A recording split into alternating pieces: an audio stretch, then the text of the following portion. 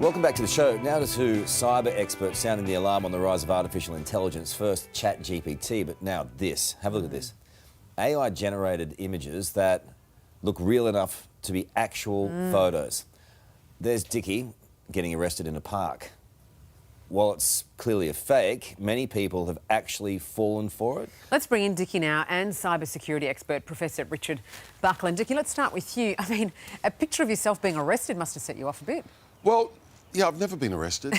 I mean, it was sort of a laugh first time around, but then it happens and happens and happens.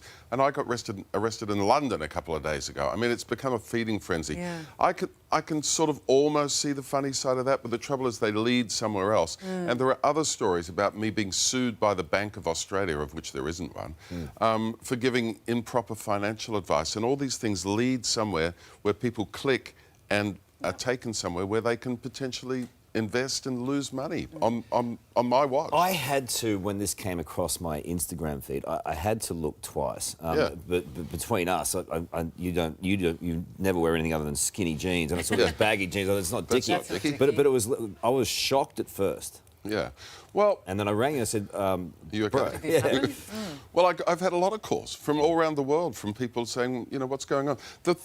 The thing that gets me is that Facebook and Instagram and all these people have this content matching AI technology. There was a woman's breast that was so offensive, they managed to take that down. You post something up with some copyright, like a song that you don't have permission for, and they'll get rid of that. The record companies are all over that. This stuff has been reported thousands of times. I've literally had thousands of people sending me this stuff.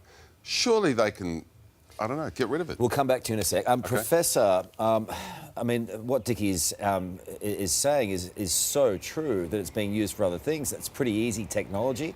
These deep fake images, can we do anything about it? It's very difficult, Carl. It used to be expensive and hard to do. Now it's available to anyone.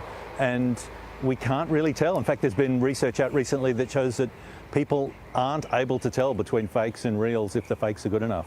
So it's a real problem. Are there really not enough algorithms out there that can detect the fake?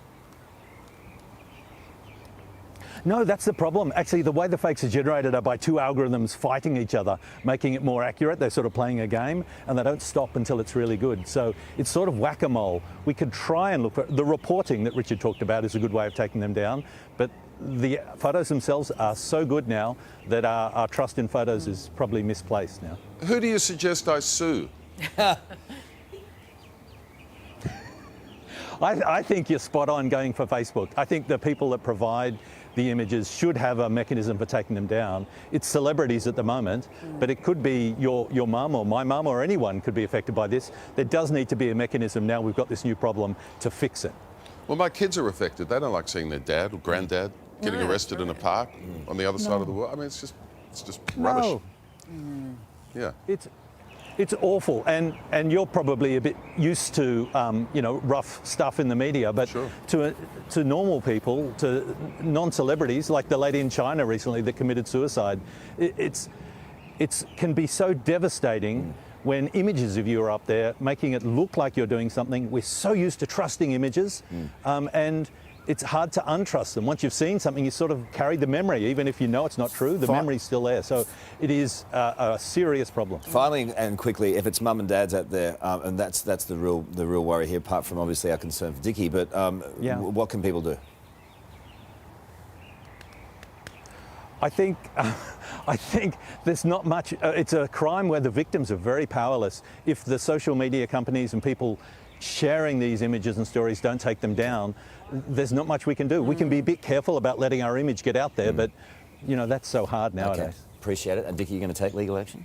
A couple of lawyers have approached me. Maybe I should take one for the team and bring it on. Yeah. You're interested to see how that falls too, right? Yeah. All right, you go ahead and you pay the lawyers, and I'll see you at the back end. See you at the finishing. Let him know how it goes. See you at the party. Fingers crossed. Do love a party.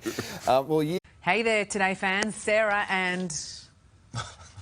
What's my name again? Oh my goodness, Carl. Hey, thanks for watching our YouTube channel, though. Subscribe now for more news, special reports, and amazing Aussie stories. And Carl misbehaving, of course. That never happens. Always happens. What's she talking about?